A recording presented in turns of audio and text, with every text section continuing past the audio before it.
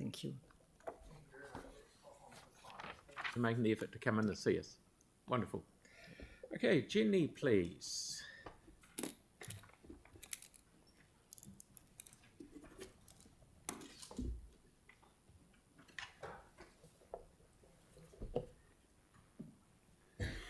Atamare Morena, ko Jenny mai tōku ingoa.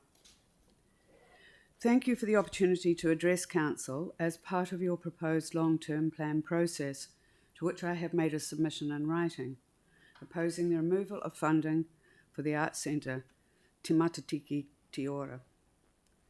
I'm very aware that there have been a massive number of submissions opposing this proposal, and that you've heard from the Arts Centre team and other submitters. I support these submissions to reinstate the funding through the LTP and wish to provide a brief and personal plea in this regard. This is a significant community asset that brings over 1 million visitors per annum into the city. There is no argument that it is a vital part of the city's cultural precinct, which includes the museum, Christ College and the cathedral. It is today an exemplar of post-quake heritage restoration and one of the most nationally significant precincts of Victorian Gothic revival buildings in New Zealand. I'm well aware that its cultural heritage significance is not up for debate, but its long-term future as an arts centre may well be if funding through the LTP is not reinstated. I respectfully wish to remind the Council that in 1973, at the centennial celebrations of the University of Canterbury, who were vacating the site at the time, the then Prime Minister Norman Kirk announced that the buildings were to be gifted to the people of Christchurch to be used as an arts centre. Keywords here are gifted to the people of Christchurch. Such gifts carry the responsibility of stewardship by one generation for the next generation. Thus, it's important that through the responsible stewardship of the elected councillors, for you are the representatives of the people of Christchurch, that funding from the rates intake of the people of the city are apportioned annually to ensure that this significant gift is fiscally supported so that it continues to function in the spirit it was given.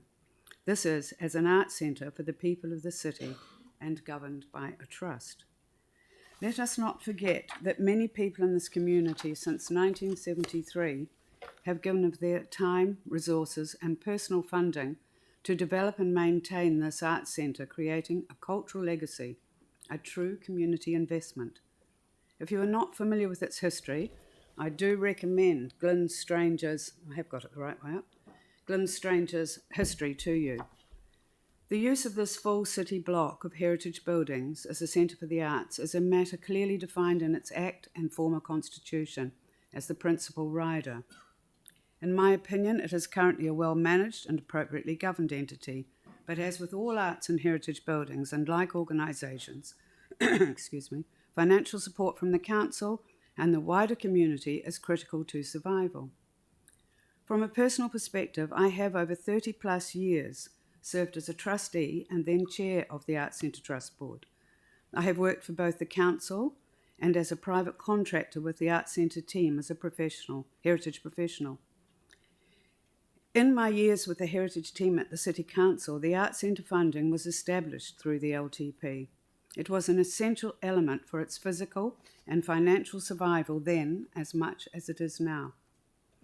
There is no expectation that funding should come from the Council alone, and as a community, we are all only too aware that private philanthropy and generous giving from within our community will always be an essential component of the arts.